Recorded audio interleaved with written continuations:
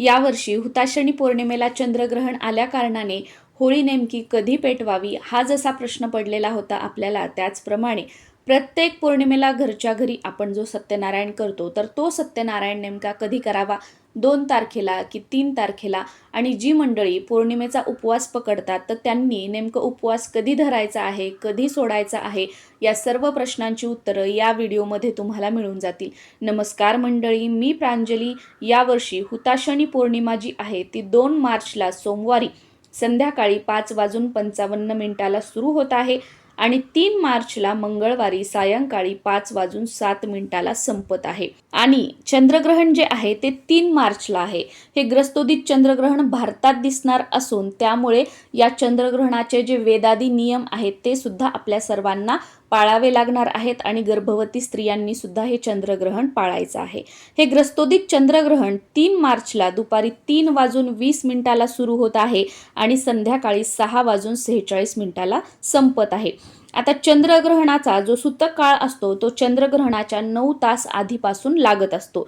त्यामुळे या चंद्रग्रहणाचा सूतक काळ जो आहे तो आपल्याला 3 मार्चला सकाळी सूर्य उदयापासून ते संध्याकाळी 6:48 पर्यंत पाळायचा आहे.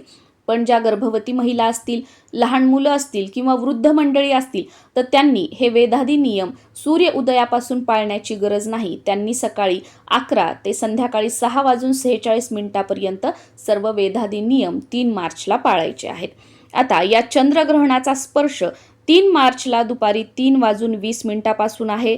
ग्रहणाचा मोक्ष संध्याकाळी 6:46 आहे आणि या ग्रहणाचा पुण्यकाळ संध्याकाळी 6:20 पासून ते 6:46 पर्यंत असणार आहे 3 मार्च रोजी. आता होळी कधी पेटवायची आहे तर होळी ही आपल्याला 2 मार्चला सोमवारी संध्याकाळी 5:55 नंतर पेटवायची आहे.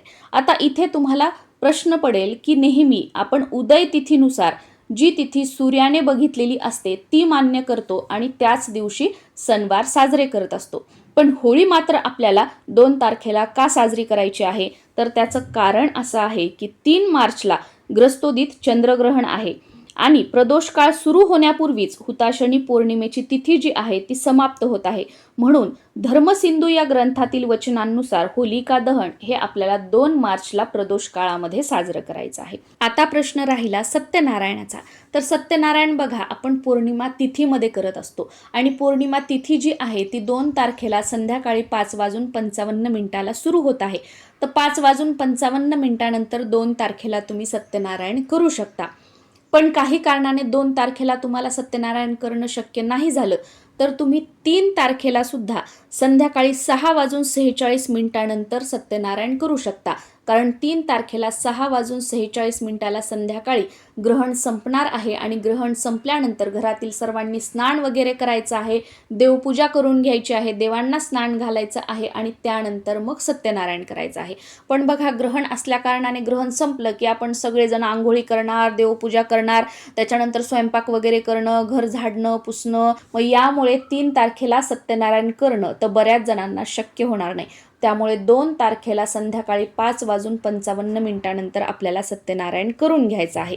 पण जर तुम्हाला शक्यच झाला नाही तर मात्र 3 तारखेला ग्रहण संपल्यानंतर 6:46 नंतर तुम्ही सत्यनारायण करू शकता. आणि पौर्णिमेचा उपवास हा आपल्याला 3 मार्चला मंगळवारी पकडायचा आहे. दिवसभर उपवास करायचा. संध्याकाळी 6:46 ग्रहण संपल्यानंतर स्नान करायचं, त्यानंतर देवपूजा करून घ्यायची, मग स्वयंपाक करायचा आणि रात्री जेवण करून आपल्याला उपवास सोडायचा आहे. आय होप तुमच्या सर्व प्रश्नांची उत्तरं तुम्हाला मिळालेली असतील. त्यामुळे कोणत्याही कन्फ्युजनमध्ये राहू नका. नमस्कार.